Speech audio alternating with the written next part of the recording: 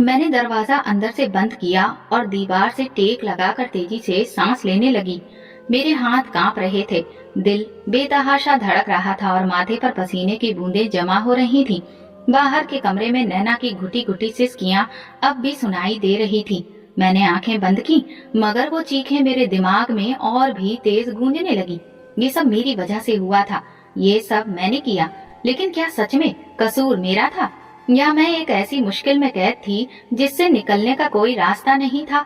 मेरी शादी को 3 साल हो चुके थे, लेकिन ऐसा लगता था जैसे मैंने सारी जिंदगी किसी के कहने में गुजार दी हो।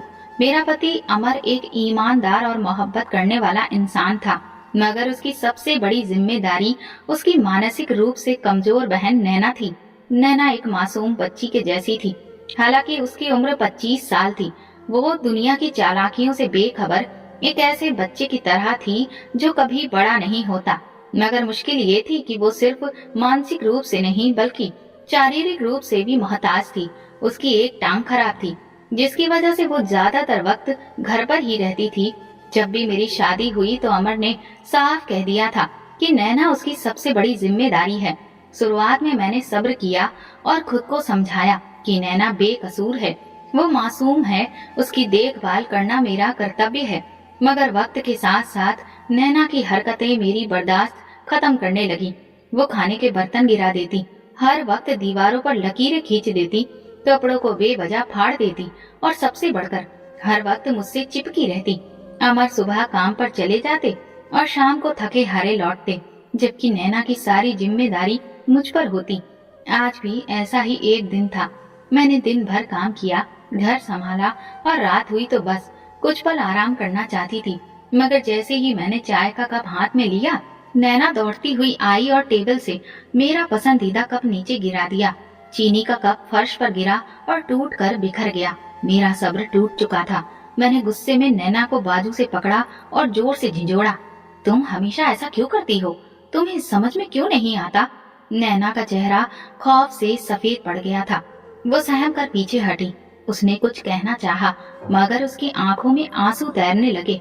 मैंने अपनी सांसों को काबू में करने की कोशिश की, लेकिन दिल के अंदर अजीब बेचैनी थी।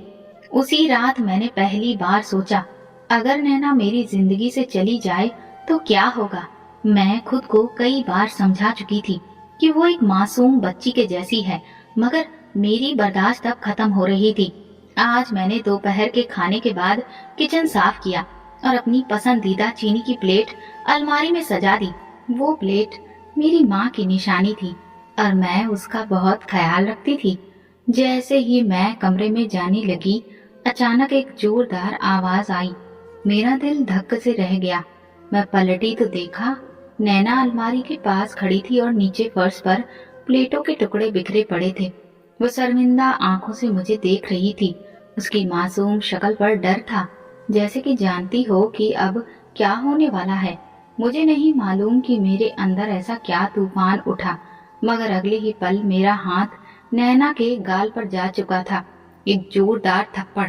नैना की आंखें हैरत और तकलीफ से भर गई।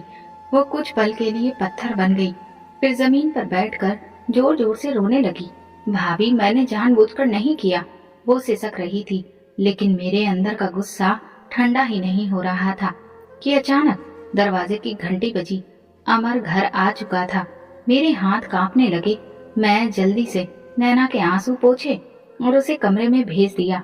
अमर अंदर आया और मैंने मुस्कुराकर कहा, नैना सो रही है। लेकिन दिल में बेचैनी की चिंगारी सुलग चुकी थी। नैना की लगातार रुलाई की आवाज मेरे कानों में गूंज रही थी, मगर मैंने अपने कमरे का दरवाजा अंदर से बंद कर लिया था।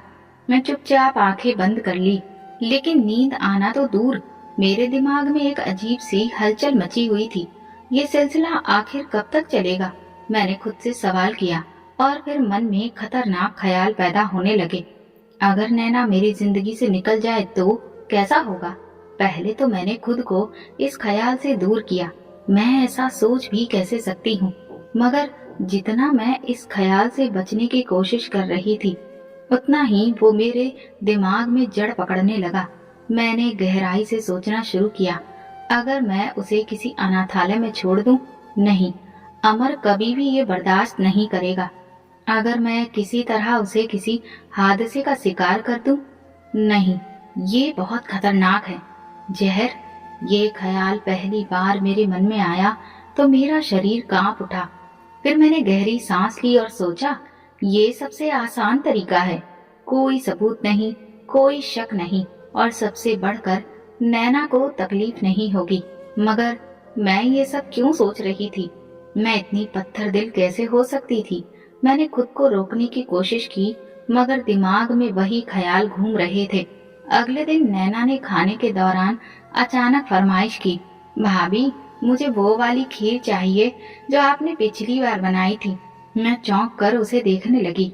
नैना की आंखों में मासूमियत थी, मगर मेरे दिल में तूफान उठ चुका था। हाँ, जरूर बना दूंगी, मैंने धीमी आवाज में कहा। वो खुशी से ताली बजाने लगी, लेकिन मैं अंदर ही अंदर किसी और ही दुनिया में खो चुकी थी। अगर मैं उसे खीर में जहर मिलाकर दूं तो? ये सोचते ही मेरे हाथ कांपने लगे, मगर ये ख्याल दिमाग से जाने का नाम नहीं ले रहा था। नैना की खुशी से चमकती आंखें मुझे अंदर से बेचैन कर रही थी। वो बार बार मेरे पीछे आकर मासूमियत से पूछ रही थी, भाभी खीर कब बनेगी? मैं मुस्कुराकर जवाब दे रही थी, मगर मेरे अंदर एक तूफान उठ रहा था। मुझे जहर चाहिए था, लेकिन सवाल ये था कि लाऊं कहाँ से? अगर मैं बाजार जाकर किसी से पूछती तो शक हो सकता था। अगर मैं किसी दवाई में जहर मिलाने की कोशिश करती तो गलती हो सकती थी। मैंने कई दिन तक सोचा, मगर कोई सुरक्षित रास्ता नहीं मिला। ये मौका कब और कैसे मिलेगा? फिर एक दिन मौका खुद मेरे दरवाजे पर आ गया। अमर को ऑफिस के काम से दूसरे शहर जाना था और वो 2 दिनों के लिए घर से जा रहा था। उसके जाते ही मेरे दिल में एक शैतानी ख्याल उतरा। अब मेरे पास वक्त था। अब मैं बिना किसी शक और डर के अपना प्लान तैयार कर सकती थी। उसी रात मैंने खीर बनाने की तैयारी शुरू कर दी। नैना खुशी से मेरे आसपास घूम रही थी। कभी चम्मच लेकर भागती, कभी बर्तन खटखटाकर कहती, भाभी मैं भी मदद करूं? उसकी मासूमियत देखकर मेरा दिल एक पल के लिए कमजोर पड़ने लगा, मगर मैंने फौरन खुद को संभाला। यही सबसे बेहतरीन रास्ता है, यही एक हल है। मैंने नैना को बाहर भेज दिया और खीर पकने दी। जैसे ही वो तैयार हुई, मैंने कांपते हाथों से एक छोटे से जार से पुड़िया निकाली और खीर में मिला दी। ये जड़ी बूटी का जहर था, धीरे धीरे असर करने वाला, ऐसा कि नैना को ज्यादा तकलीफ ना हो, मगर कुछ घंटे में उसका दिल बंद हो जाए। मेरे हाथ पसीने से भीग चुके थे। नैना भागती हुई आई और खुशी से चम्मच लेकर बैठ गई। भाभी, आप दुनिया की सबसे अच्छी भाभी हैं, उसने मासूमियत से कहा। मेरे अंदर कुछ टूटने लगा, लेकिन मैं चुप रही। खाओ नैना, मैंने जबरदस्ती मुस्कुराते हुए कहा। उसने खीर का पहला चम्मच मुंह में डाला और खुशी से आंखें बंद कर ली। वो बहुत मजेदार है, वाह, वह बोली और चम्मच दर चम्मच खाने लगी। मेरी सांसें रुकने लगी। अब मुझे बस सब्र करना था। नैना हंसते खेलते मेरे सामने बैठी थी और मैं जानती थी कि कुछ घंटों में सब खत्म हो जाएगा। लेकिन मैं ये नहीं जानती थी कि सच्चाई मेरी सोच से भी कहीं ज्यादा खौफनाक थी। नैना ने खीर का आखिरी चम्मच भी मजे से खा लिया और मासूमियत से मेरी तरफ देखा। भाभी, मुझे आपके हाथ की बनी खीर बहुत पसंद है। मेरे अंदर कुछ और टूटने लगा। मैं जबरदस्ती मुस्कुराकर सिरे से बर्तन समेटने लगी, लेकिन मेरे हाथ कांप रहे थे। नैना हंसती खेलती अपनी गुड़िया से बातें करने लगी, जैसे उसे कुछ खबर ही ना हो। मैं किचन के सिंक में हाथ धोते हुए खुद को आईने में देख रही थी। मेरी आंखें लाल हो रही थी, चेहरा सफेद पड़ता जा रहा था, जैसे मैं कुछ और ही बन चुकी थी।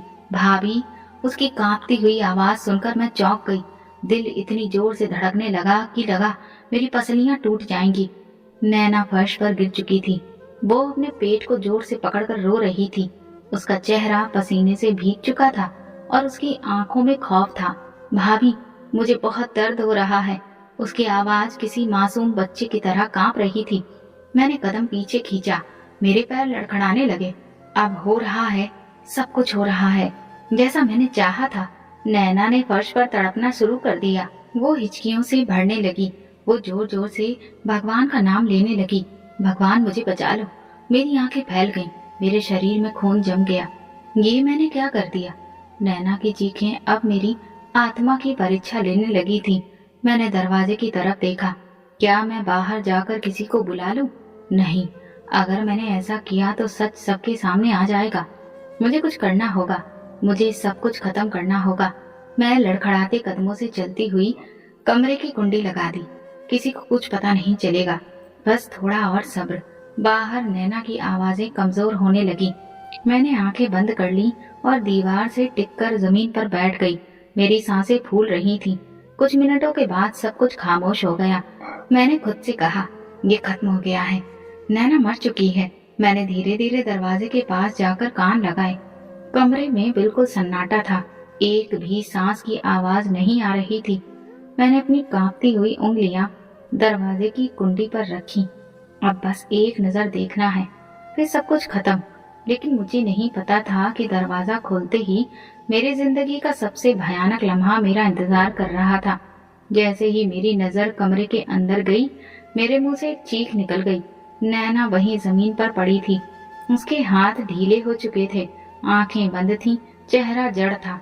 ये खत्म हो चुकी है। मेरे दिमाग में मुझे यकीन दिलाने की कोशिश की, मगर अगले ही लम्हे मेरी आंखें हैरत से फट गईं।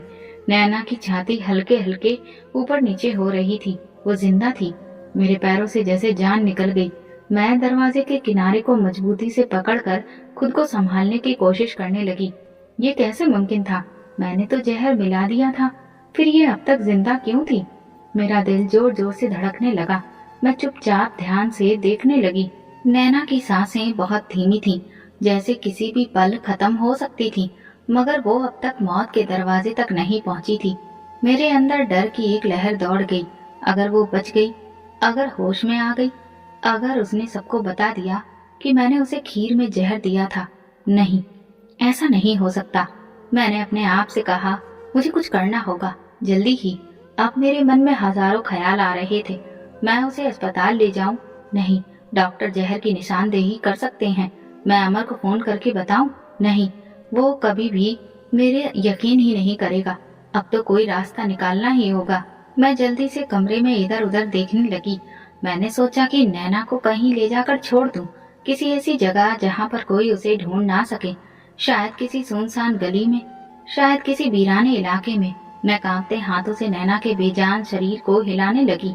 नैना, नैना, मगर वो बिल्कुल बेसुध पड़ी थी। मुझे जल्दी फैसला करना था। अगर ज्यादा वक्त लगाया तो कोई भी अंदर आ सकता था और फिर मैं बुरी तरह से फंस जाती। बस थोड़ा सा हौसला मेघना, थोड़ा सा और। मैंने खुद को यकीन दिलाया और जल्दी से पुराने कंबल में नैना को लपेटने लगी। उसका शरीर बेजान था, मगर अभी उसमें जिंदगी बाकी थी और यही सबसे बड़ा खतरा था। मुझे ये काम खत्म करना होगा, आज ही, अभी। मेरे दिल की धड़कन तेज हो रही थी, लेकिन मैंने अपने डर को नजरअंदाज किया और उसे घसीटते हुए दरवाजे की तरफ ले जाने लगी। ये सब जल्दी करना होगा, ज्यादा वक्त नहीं बचा है। मैंने खुद को समझाया। घर के पिछले हिस्से में एक वीरान जगह थी, जहां अक्सर पुरानी चीजें फेंक दी जाती थी। वहां देर तक कोई नहीं आता था। यही वो जगह थी जहां मैं नैना को छोड़ने का इरादा रखती थी।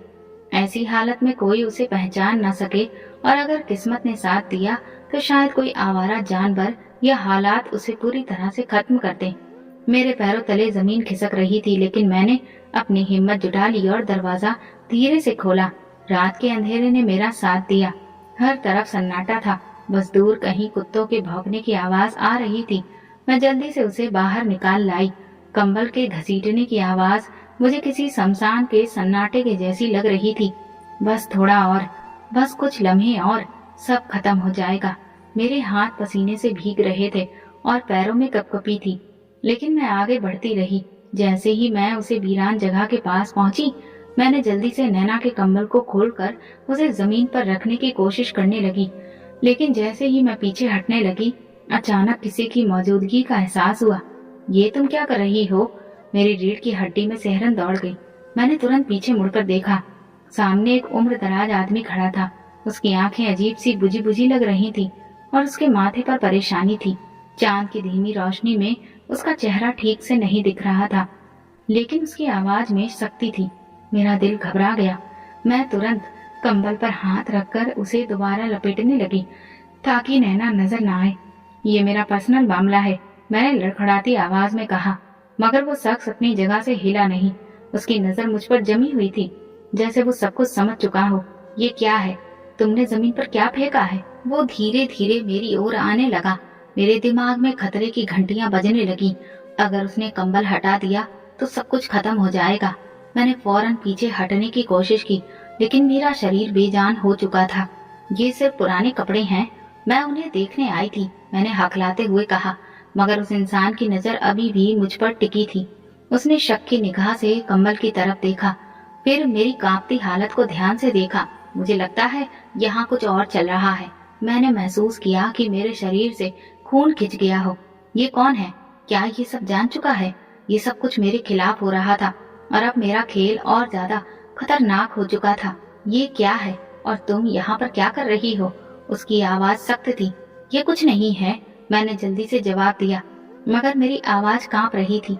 वो मेरी घबराहट को महसूस कर चुका था। उसने एक कदम और आगे बढ़ाया और कंबल को ध्यान से देखने लगा। मैं जल्दी से उसे और ज्यादा लपेटने लगी ताकि अंदर की सच्चाई छुपी रहे।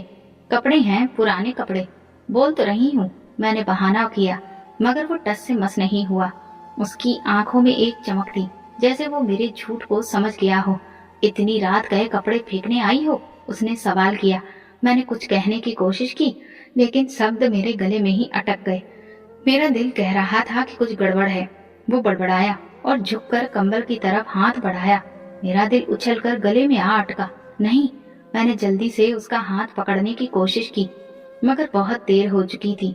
उसने एक ही झटके में कंबल को एक तरफ कर दिया। नैना का बेजान शरीर जमीन पर पड़ा था। उसका चेहरा पीला पड़ चुका था और उसकी सांसें थमी हुई थी। वो अजनबी इंसान हैरत और उलझन में डूबा उसका चेहरा देख रहा था। ये क्या हो रहा है? ये लड़की कौन है? वो गुस्से में चिल्लाया। ये मेरी ननद है। वो बेहोश हो गई थी, मैं उसे ताजा हवा में लाने के लिए बाहर लाई थी। मैंने झूठ गढ़ लिया, मगर वो मुझे घूरने लगा। बेहोश हो गई थी? तो तुमने एम्बुलेंस क्यों नहीं बुलाई? तुम इसे इस तरह क्यों घसीट रही थी? मैंने कोई जवाब नहीं दिया। मेरे पास कोई जवाब था ही नहीं। क्या तुमने इसे कोई नुकसान पहुंचाया है? उसने सख्ती से पूछा। नहीं, मैंने कुछ नहीं किया, मैं लगभग चिल्लाई, मगर अब उसका शक और गहरा हो गया था। अचानक उसने नैना का हाथ पकड़ा और उसकी नब्ज चेक करने लगा।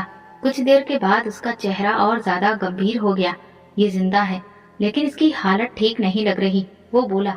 फिर उसने बिना किसी और सवाल के अपने जेब से मोबाइल निकाला और एक नंबर डायल किया। हेलो, एम्बुलेंस भेजो, फौरन। मेरी आंखें डर के मारे फैल गईं। ये सब मेरे काबू से बाहर हो रहा था। अब जो कुछ होने वाला था वो मेरे लिए सबसे बड़ा खतरा साबित हो सकता था। ये सब गलत हो गया, मुझे ये सब नहीं करना चाहिए था, मगर अब पछताने का कोई फायदा ही नहीं था। तिलक मेरे साथ ही अस्पताल की इमरजेंसी वार्ड में खड़ा था। वो बार बार मुझ पर शक की नजर डाल रहा था और मैं खुद को उसके सवालों से बचाने के लिए चुप थी। नैना को स्ट्रेचर पर डालकर अंदर ले जाया गया। मेरी नजरें उसके बेजान चेहरे पर जम गई थीं। वो जिंदा थी, मगर अभी तक होश में नहीं आई थी। मेरी नजरें घड़ी की सुइयों पर जमी हुई थीं। हर गुजरता पल मेरे लिए कयामत से कम नहीं था। मैं चाहती थी कि सब कुछ खत्म हो जाए, कि डॉक्टर आकर कहे, हमें बहुत दुख है, हम उसे बचा नहीं सके, मगर ऐसा नहीं हुआ। कुछ देर बाद डॉक्टर आया। घबराने की जरूरत नहीं है, वो खतरे से बाहर है। जहर की मात्रा ज्यादा नहीं थी, इसलिए हम वक्त पर इलाज कर सके। मेरा दिल जैसे जोर से धड़का। नैना बच गई? ये कैसे हो सकता था? मैंने तो जहर ठीक से मिलाया था, तो फिर वो जिंदा कैसे रह गई? मेरा दिमाग कुछ भी सोचने के काबिल नहीं था, मगर अगले ही पल डॉक्टर ने जो कहा उसने मेरे होश उड़ा दिए। हमें एक और खास बात पता चली है, मरीज प्रेग्नेंट है। मेरी आंखें हैरानी से फट गईं और मेरे कदम डगमगाने लगे। नैना प्रेग्नेंट थी? मुझे लगा जैसे पूरा अस्पताल मेरी आंखों के सामने घूम रहा हो। मेरी जुबान ठंडी हो गई, दिमाग जैसे काम करना बंद कर चुका था। क्या आपको पहले से पता था? डॉक्टर ने मुझसे पूछा। मैंने चौंक कर डॉक्टर की तरफ देखने लगी। मेरा चेहरा पीला पड़ चुका था और मेरी नजरें सूनापन घूर रही थी। नहीं, ये कैसे हो सकता है?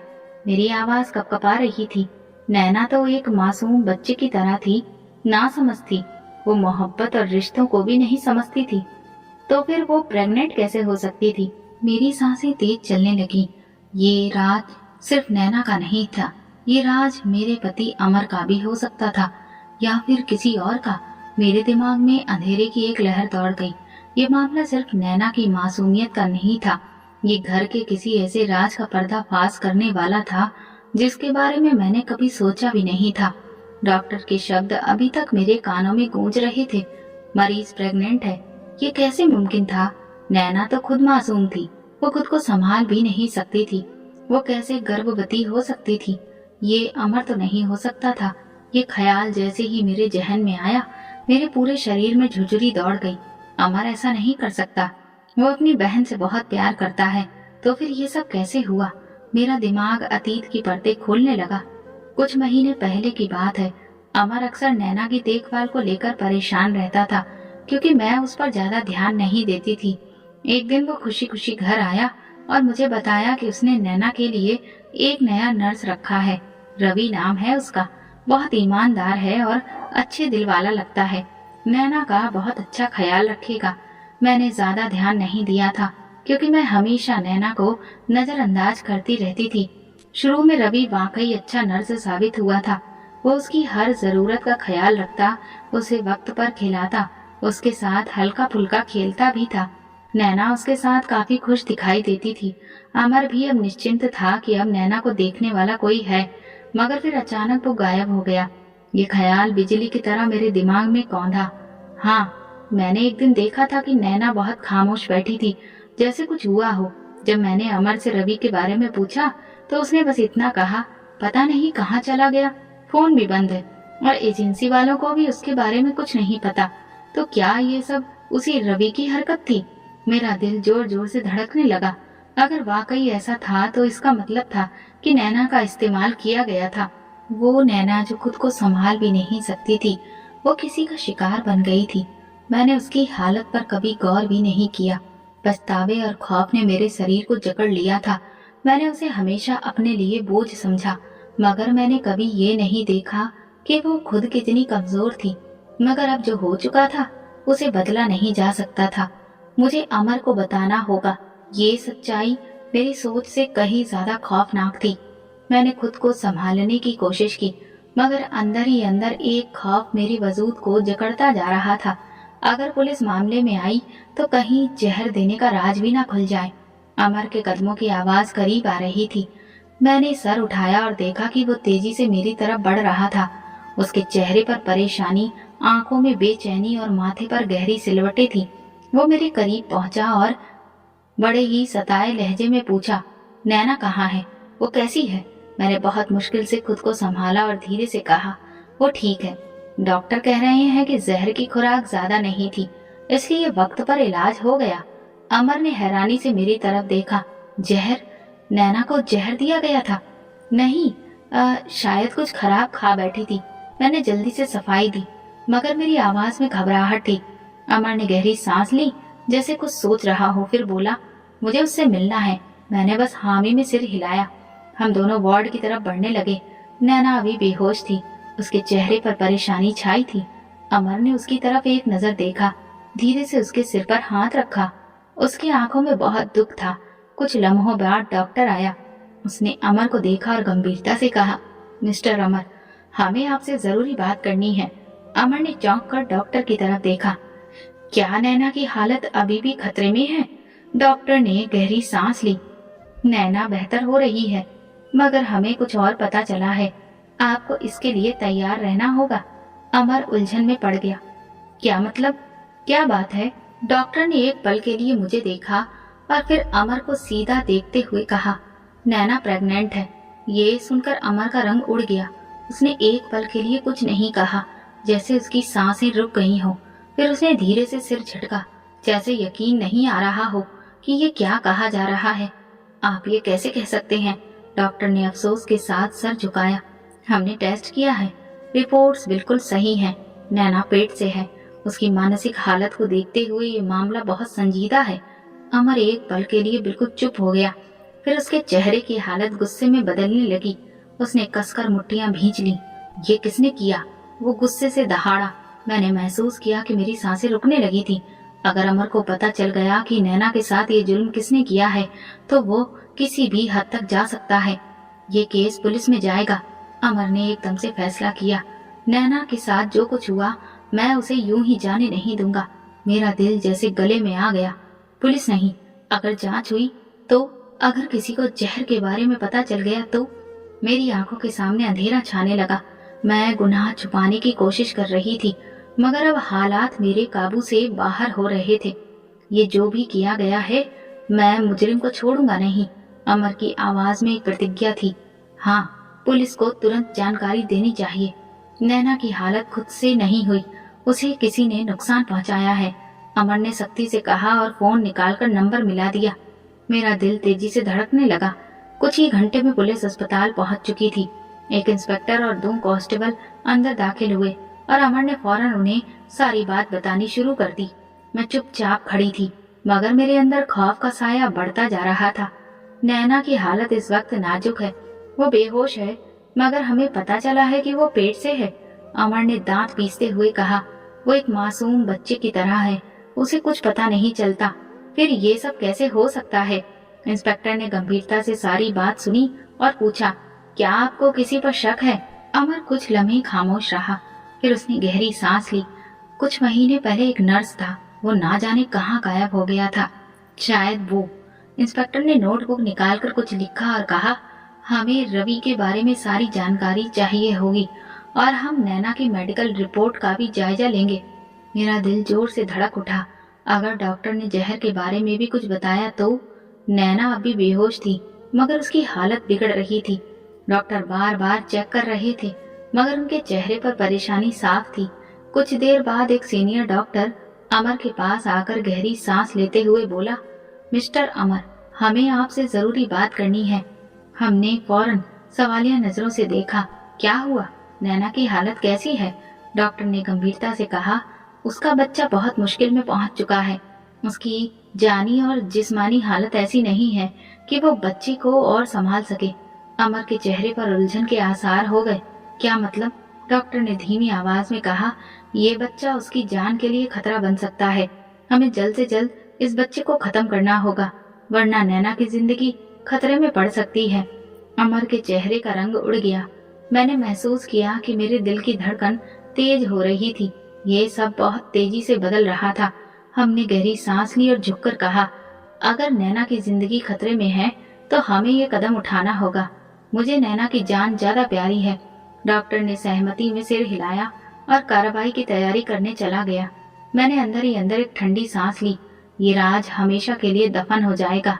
बच्चा खत्म होने के बाद शायद मामला ठंडा हो जाए, शायद पुलिस भी ज्यादा जांच ना करे। नैना के ऑपरेशन के बाद अस्पताल में एक अजीब सी खामोशी छा गई थी। पुलिस ने अपनी तहकीकात तेज कर दी थी और उनका पहला शक रवि पर ही था। नैना का नर्स। मैं उस दिन किचन में चाय बना रही थी जब मेरा फोन बजा। स्क्रीन पर नाम लिखा था, थाना सिटी पुलिस। मेरी सांसें रुक गईं। मैंने कांपते हाथों से कॉल रिसीव की। मैम, हमें आपको एक जानकारी देनी है। हमने रवि को गिरफ्तार कर लिया है, आपको तुरंत थाने आना होगा। मेरी उंगलियां ठंडी पड़ गईं। गिरफ्तार? मैंने मुश्किल से सवाल किया। हाँ, मगर मामला बहुत पेचीदा हो गया है। बेहतर होगा कि आप खुद आकर सुने। थाने के अंदर जाते वक्त मेरा दिल जोर जोर से धड़क रहा था। मैं अंदर जाकर अमर को देखा, जो पहले से वहां मौजूद था। उसके चेहरे पर गुस्सा और बेचैनी साफ दिख रही थी। इंस्पेक्टर हमारी तरफ बढ़े।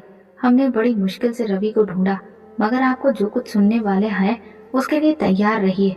मैंने कहा, उसे अंदर लाइए। कुछ लम्हे बाद 2 कांस्टेबल रवि को हथकड़ियों के साथ अंदर लाए। वो पहले से ज्यादा कमजोर और परेशान लग रहा था, मगर उसकी आंखों में खौफ से ज्यादा बेबसी थी। अमर का गुस्सा काबू से बाहर हो रहा था। वो आगे बढ़ा और दहाड़ा, सब तुमने किया। तुमने मेरी मासूम बहन के साथ जुल्म किया। रवि ने फौरन इनकार में सिर हिलाया। नहीं, मैंने कुछ नहीं किया। अमर ने मुट्ठियां भींच ली। झूठ बोलना बंद करो। तुम अचानक गायब हो गए थे। तुम ही नैना के पास थे, और फिर कौन हो सकता है? रवि की आंखों में आंसू आ गए। भगवान की कसम, मैं बेगुनाह हूँ। मैंने नैना के साथ कुछ नहीं किया।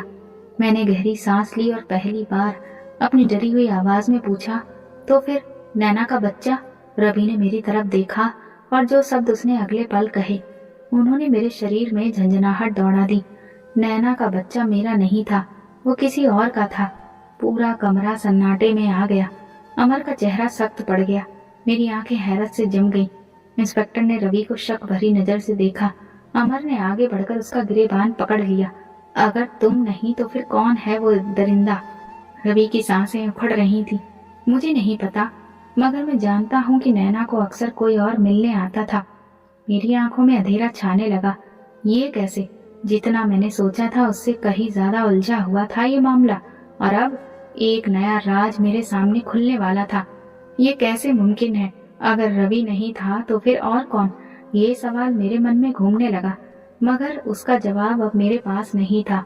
मैंने पुलिस से कहा कि वो मामले की अच्छे से तहकीकात करे और नैना से होश में आने के बाद सवाल किए जाएं। हम अस्पताल वापस आए तो मैं सीधा नैना के कमरे में गई।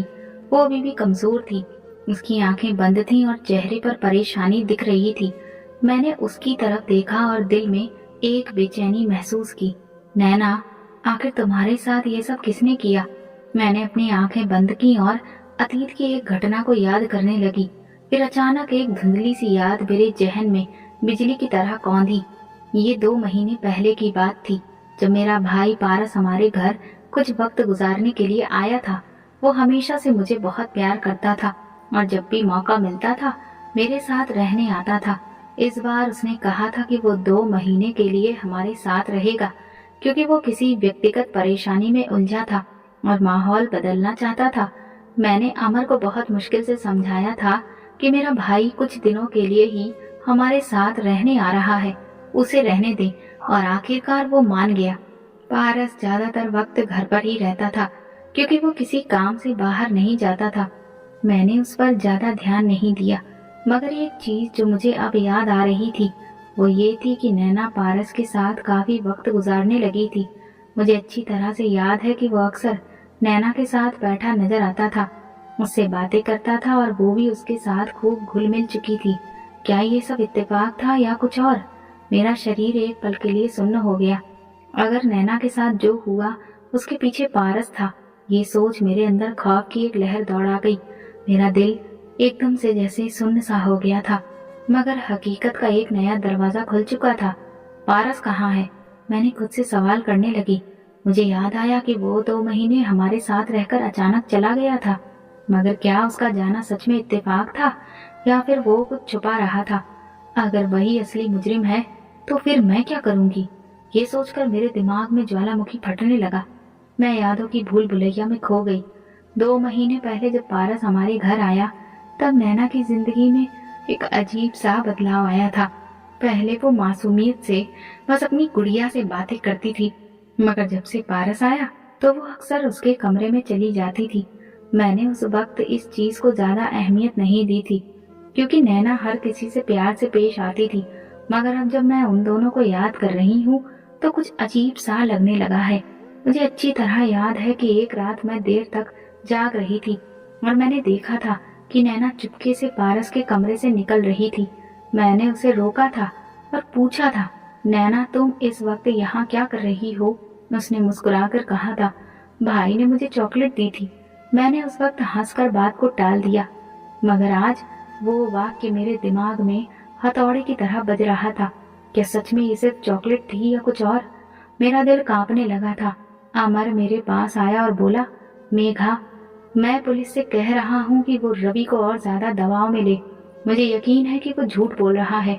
मैंने हकलाते हुए कहा, अमर, अगर रवि बेगुनाह हुआ तो? अमर ने हैरानी से मेरी तरफ देखा। तुम कहना क्या चाहती हो? मैंने अपने होंठ दबाकर सिर झुका लिया। बस ये कि अगर मुजरिम कोई और हो। अमर की आंखें सिकुड़ गईं। मतलब तुम्हें किसी पर शक है? मैं कुछ कहने ही वाली थी कि मेरा फोन बज उठा। स्क्रीन पर एक ऐसा नाम चमक रहा था जिसे देखकर मेरा दिल जोर से धड़क उठा। पारस। मैंने जल्दी से कॉल रिसीव की। हेलो दीदी। पारस की आवाज में अजीब सी घबराहट थी। दीदी तुम कहाँ हो? मेरी आवाज ठंडी हो चुकी थी। मैं बस आपका हाल चाल पता करना चाह रहा था। नैना कैसी है? मेरी आंखें शंका से सिकुड़ गईं। नैना के बारे में तुम्हें किसने बताया? कुछ पल खामोशी छा गई, फिर उसने हकलाते हुए कहा, वो अमर भाई की कॉल आई थी, मगर मैं जानती थी कि अमर ने उसे कोई कॉल नहीं की थी। मेरी उंगलियां ठंडी होने लगी। क्या ये इत्तेफाक था या फिर पारस कुछ छुपा रहा था? मेरे मन में खतरे की घंटियां बजने लगी। मुझे सच तक पहुंचना होगा और इस बार मैं किसी को नहीं छोड़ूंगी। मेरे हाथ पसीने से भीग चुके थे, दिल जोर जोर से धड़क रहा था। अमर पुलिस के साथ खड़ा बात कर रहा था। मैं खुद को संभाल कर उसकी तरफ कदम बढ़ाई। इंस्पेक्टर साहब, क्या रवि ने कुछ बताया? मैंने खुद को सामान्य दिखाने की कोशिश की। इंस्पेक्टर ने इनकार में सिर हिलाया। अभी तक कुछ खास नहीं, मगर हम उस पर दबाव बना रहे हैं। कोलकाता में कुछ और लोगों से भी पूछताछ करनी होगी। मेरा दिल एक पल के लिए रुक गया। किन लोगों से? मैंने हकलाते हुए पूछा। इंस्पेक्टर ने फाइल पलटी और कहा, हमने नैना के आसपास के तमाम लोगों की एक लिस्ट तैयार की है और एक नाम हमें खास तौर पर शक के घेरे में नजर आ रहा है, पारस। मेरी आंखें खौफ से फैल गईं, मगर मैं जल्दी से खुद को संभाल गई। पारस? वो तो बस कुछ ही दिन हमारे पास रहा था, मैंने जल्दी से कहा। इंस्पेक्टर ने गहरी नजर से मेरी तरफ देखा। मगर आपकी ननद की मेडिकल रिपोर्ट के मुताबिक यह हादसा उन्हीं दिनों में हुआ था जब वो आपके घर था। हम उससे सवाल करना चाहते हैं। अमर का चेहरा सख्त हो गया। हाँ, उसे बुलाओ। अगर वो कुछ जानता है तो हमें सच पता होना चाहिए। मेरी सांसें रुकने लगी। अगर पारस पर इल्जाम साबित हो गया तो? नहीं, मैं ये होने नहीं दूंगी। इंस्पेक्टर साहब, मेरा ख्याल है कि पारस का इससे कोई ताल्लुक नहीं है। वो तो नैना का ख्याल रखता था, मैंने नरमी से कहा। इंस्पेक्टर ने आंखें बड़ी करके मेरी तरफ देखा। मैडम मेघना, कानून के मामले में इमोशन से नहीं चलते। अगर वो बेकसूर है तो वो खुद आकर सफाई दे देगा, मगर अगर वो मुजरिम हुआ तो फिर हम उसे छोड़ेंगे नहीं। अमर नहीं, रुकिए, मैंने जल्दी से बोला। वो किसी परेशानी में होगा, हम उसे खुद फोन करके पूछ सकते हैं। अमर ने चौंक कर मेरी तरफ देखा। मेघना, तुम इतनी घबराई हुई क्यों हो? क्या तुम कुछ जानती हो? मेरी आंखों में डर था। नहीं, मैं तो बस, मगर मैं जानती थी कि खेल मेरे हाथ से निकल चुका था। अमर मुझ पर शक की नजरों से ध्यान से देख रहे थे, जैसे मेरे चेहरे के एक्सप्रेशन पढ़ने की कोशिश कर रहा हो। मैं खुद को संभालते हुए बोली, अमर, पारस हमारा अपना है। क्या तुम वाकई ये समझ रहे हो कि वो नैना के साथ? मैं अपनी बात पूरी नहीं कर सकी। अमर ने शक से कहा, अगर वो बेकसूर है तो उसे भागने की जरूरत क्यों पड़ी? तुम्हें क्यों लग रहा है कि मैं उसे ना बुलाऊं? मैं कोई जवाब नहीं दे सकी। इसी पल इंस्पेक्टर ने हाथ में फोन पकड़कर ऐलान किया, हमने पारस का नंबर ट्रेस कर लिया है और वो ज्यादा दूर नहीं है। हमारी टीम उसे पकड़ने जा रही है। मेरी आंखें डर से फैल गईं। नहीं, ये सब बहुत तेजी से हो रहा था। कुछ घंटे गुजर गए। मैं बेचैनी से अस्पताल के बरामदे में टहल रही थी। मेरा दिमाग तेजी से चल रहा था। मुझे कुछ करना था, कुछ ऐसा जिससे पारस को बचाया जा सके, मगर बहुत देर हो चुकी थी। इंस्पेक्टर ने हमें कॉल पर जानकारी दी, हमने पारस को गिरफ्तार कर लिया है, आप लोग थाने पहुंच जाएं। अमर ने फौरन अपनी जैकेट उठाई और गुस्से से बाहर निकलने लगा। मैंने एक पल के लिए सोचा कि उसे रोकूं, मगर ये नामुमकिन था। थाने में जैसे ही हम दाखिल हुए, मेरी नजर सामने बैठे हुए शख्स पर पड़ी। पारस जो हथकड़ी में जकड़ा हुआ था, उसका चेहरा उलझन और खौफ से भरा था। मैं बेखबर आगे बढ़कर बोली, पारस तुम ठीक हो? पारस ने मेरी तरफ देखा। उसकी आंखों में नमी थी, मगर इससे पहले कि वो कुछ कहता, अमर गुस्से से दहाड़ा, क्या तुमने नैना के साथ ये सब किया? क्या तुम वही दरिंदे हो जिसने उसकी मासूमियत को बर्बाद किया? पारस फौरन इनकार में सिर हिलाया। नहीं, मैंने कुछ नहीं किया दीदी, यकीन करिए। इंस्पेक्टर ने शक की नजर से देखा। तो हमें बताओ कि उन 2 महीनों में तुम नैना के साथ क्या कर रहे थे? क्यों वो तुम्हारे कमरे में आती थी? पारस की आंखों में डर उभर आया। उसने मेरी तरफ एक रिक्वेस्ट भरी नजर डाली, जैसे मदद मांग रहा हो। मैंने नैना को कभी नुकसान नहीं पहुंचाया। वो खुद मेरे पास आती थी, मैं उसे कहानी सुनाता था, उसके साथ खेलता था, बस। अमर ने गुस्से से मुट्ठियां भींच ली। झूठ मत बोलो। इंस्पेक्टर ने सांस ली और कहा, हमारे पास सबूत आ चुके हैं। पारस, अगर तुमने कुछ नहीं किया तो सच बताओ, वरना मामला और ज्यादा खराब होगा। पारस का चेहरा सफेद पड़ गया, उसके होंठ कांपने लगे। इंस्पेक्टर ने एक बार फिर सख्ती से कहा, पारस, सच बताने का ही मौका है। अगर तुम बेगुनाह हो तो हमें सच्चाई बताओ, वरना जो सबूत हमारे पास हैं वे तुम्हें बहुत दूर लेके जा सकते हैं। पारस के हाथ कांप रहे थे। उसने गहरी सांस ली और धीमी आवाज में कहा, मैंने कुछ नहीं किया, मैंने नैना को कभी नुकसान नहीं पहुंचाया, मगर मैं जानता हूँ कि ये सब कैसे हुआ। अमर फौरन आगे बढ़कर उसका गिरेबान पकड़ चुके थे। तू अब बता रहा है? मैं जान से मार दूंगा तुझे। इंस्पेक्टर ने अमर को रोका, पहले उसे बोलने दीजिए। मेरी आंखें भी यकीन से फैल गईं। अगर पारस मुजरिम नहीं तो फिर कौन? पारस ने कराहते हुए और आंखों में नमी के साथ कहा, नैना मासूम थी, उसे अच्छे बुरे की समझ नहीं थी। जब मैं घर पर था मैंने महसूस किया कि वो अक्सर रात को जागती रहती थी। एक रात मैंने देखा कि वो किसी से फोन पर धीरे धीरे बात कर रही थी। अमर ने चौंक कर पूछा, कौन था वो? पारस ने थूक निकला और धीरे से कहा, अमर भाई, वो आपके दफ्तर का एक कर्मचारी था, कबीर। अमर का चेहरा गुस्से से लाल हो गया। कबीर? वो कैसे?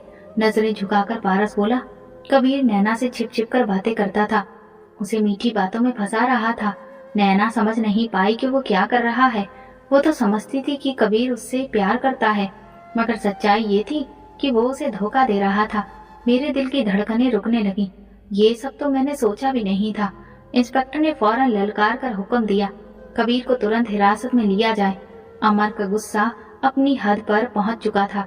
मैंने उसे हमेशा एक शरीफ आदमी समझा था और उसने मेरी बहन के साथ ये सब किया। मैं उसे जिंदा नहीं छोड़ूंगा। इंस्पेक्टर ने गंभीरता से कहा, हमें कानून को अपना काम करने देना होगा। मिस्टर अमर। मैं पारस की तरफ देखा। उसका चेहरा शर्मिंदगी से झुका हुआ था। दीदी, मैं माफी चाहता हूँ कि मैंने ये सब पहले नहीं बताया, मगर मैं भी डरा हुआ था। मुझे लगा कि अगर मैं सच बोलूंगा तो आप सब लोग मुझ पर शक करेंगे। अमर गुस्से में कबीर का नाम लेकर थाने में हंगामा कर रहा था, जबकि पुलिस अमर को तहकीकात आगे बढ़ाने के लिए कह रही थी। पारस की बेचैनी बढ़ती चली जा रही थी। ना जाने क्या था जो उसे सुकून नहीं लेने दे रहा था। शायद इंस्पेक्टर साहब ने उसकी बेचैनी भांप ली थी। इंस्पेक्टर ने कहा, पारस, क्या तुम जानते हो कि तुम क्या कह रहे हो? अगर तुम्हें कुछ पता है तो अभी बता दो। पारस ने कहा, अपने हाथों से हथकड़ियां जकड़ी और धीमी आवाज में कहा, मैं जानता हूँ कि नैना के साथ क्या हुआ था, क्योंकि मैं खुद उसमें शामिल था। पूरे कमरे में जैसे बिजली गिर गई। अमर ने फौरन पलटकर पारस को घूरा। उसके चेहरे का रंग बदलने लगा। ये क्या बकवास कर रहे हो? अमर चिल्लाया। मैं यकीन नहीं कर पा रहा। उसने मेरी तरफ देखा। मेघना, तुम्हें होश भी है कि तुम क्या कह रही हो? मगर पारस ने सर झुकाकर अपनी बात जारी रखी। दीदी, मैंने नैना को कभी नुकसान पहुंचाने के बारे में नहीं सोचा था, मगर मैं उसके करीब आता गया। उसे उसकी मासूमियत में इतना डूबा पाया कि मैं अपने जज्बातों पर काबू नहीं रख सका। वो मुझे अपना समझती थी, मुझ पर भरोसा करती थी, और मैंने उसके भरोसे को तोड़ दिया। मेरी सांसें रुक गईं। अमर एकदम आगे बढ़ा और गुस्से में दहाड़ा, तो मैं तुझे जान से मार दूंगा। पुलिस अफसर ने अमर को पीछे हटाया, मगर उसके चेहरे पर गुस्से की शिद्दत कम नहीं हुई। इंस्पेक्टर ने पारस को घूरा। क्या तुम ये कबूल करते हो कि नैना के साथ जो हुआ उसमें तुम्हारा हाथ था? पारस ने धीरे से सर हिलाया। हाँ, मैं ही नैना के बच्चे का बाप था। मुझे लगा जैसे मेरे पैरों तले से जमीन निकल रही हो। ये सब झूठ है, ये नहीं हो सकता। मैं चिल्ला पड़ी। पारस, तुमने कैसे? इंस्पेक्टर ने मुझ पर सख्त नजरों से देखा और कहा, मैडम मेघना, हमें लगता है कि आप भी कुछ जानती थी। आप इस सच्चाई से रूबरू थी और उसे छुपा रही थी। मैं कुछ बोलना चाहती थी, मगर मेरे शब्द गले में अटक गए। अमर ने मेरी तरफ देखा। उसकी नजरों में वो मोहब्बत नहीं थी जो पहले हुआ करती थी। उसमें नफरत थी, शक था, धोखा था। मेघना, क्या तुम्हें सच में सब पता था? नहीं अमर, मैं नहीं जानती थी कि पारस इतना आगे बढ़ जाएगा, मगर मेरी आवाज फंस गई। इंस्पेक्टर ने अपनी नोटबुक बंद की और कहा, पारस, जुर्म कबूल करने के बाद हमें अब आप दोनों को गिरफ्तार करना होगा। मैडम मेघना, आप पर मुजरिम की मदद करने और जुर्म छुपाने का इल्जाम है। मेरी आंखों के सामने अंधेरा छा गया। नहीं, ये सब गलत हो रहा है। मगर 2 पुलिस कांस्टेबल आगे बढ़े और मेरे हाथों में हथकड़ियां डाल दी। अमर ने पीछे हटकर नफरत भरी नजर से मुझे देखा। मेघना, मैं तुम पर अंधा भरोसा करता था, मगर तुमने मेरा सब कुछ बर्बाद कर दिया। मेरी आंखों से आंसू बहने लगे। मैंने अमर की तरफ देखा, मगर उसके चेहरे पर सिर्फ मायूसी थी। नैना मासूम थी, मगर मैंने उसे कभी अपना नहीं समझा, और आज मैं खुद एक मुजरिम बन चुकी थी। अंजाम मेरा नसीब था या मेरा अपना किया धरा, मगर अब पछताने का कोई फायदा नहीं था। पुलिस मुझे और पारस को ले जा चुकी थी और मेरा अंजाम मेरी आंखों के सामने था। मैंने कभी सोचा भी नहीं था कि मेरी जिंदगी का अंजाम ये होगा। मैंने नैना को बहुत समझाया, उससे जान छुड़ाने की कोशिश की, और आज मैं खुद एक बोझ बन चुकी थी। थाने पहुंचते ही पुलिस ने मुझे अलग से पूछताछ के लिए बिठा दिया। मैं जानती थी कि पारस का जुर्म साबित हो चुका था, पर मेरे लिए सबसे बड़ी मुश्किल अभी बाकी थी। इंस्पेक्टर ने मेरे सामने एक फाइल रखी और गंभीर लहजे में कहा, मैडम मेघना, हमारे पास एक और सबूत है। मेरा दिल जोर से धड़कने लगा। कौन सा सबूत? इंस्पेक्टर ने फाइल खोली और मेरे सामने अस्पताल की रिपोर्ट रख दी। नैना की, जिसमें जहर के अंश पाए गए थे। ये कोई हादसा नहीं था, ये कत्ल करने की कोशिश थी। मेरी सांसें अटक गईं। हमने नैना के जिस्म से जो जहर निकाला उसे लेबोरेटरी में जांचा गया। ये वही जहर है जो आयुर्वेदिक जड़ी बूटियों की दुकानों पर आसानी से मिल जाता है। और हमने पता किया है कि पिछले हफ्ते आपने बिल्कुल यही जहर खरीदा था। मेरी आंखों के सामने अंधेरा छाने लगा। ये कैसे मुमकिन है? ये सब कैसे हो सकता है? इंस्पेक्टर ने सख्त नजरों से मेरी तरफ देखा। क्या आप कबूल करती हैं कि आपने नैना को जहर दिया था? मैंने अमर को देखा। वो थाने के दरवाजे पर खड़ा था। उसके चेहरे पर गुस्सा और दुख था। मैंने उसकी मोहब्बत को ठुकरा दिया था, नैना की मासूमियत का गला घोटने की कोशिश की थी, और आज मैं अपने गुनाह की सजा भुगत रही थी। मेरी आंखों में आंसू आ गए।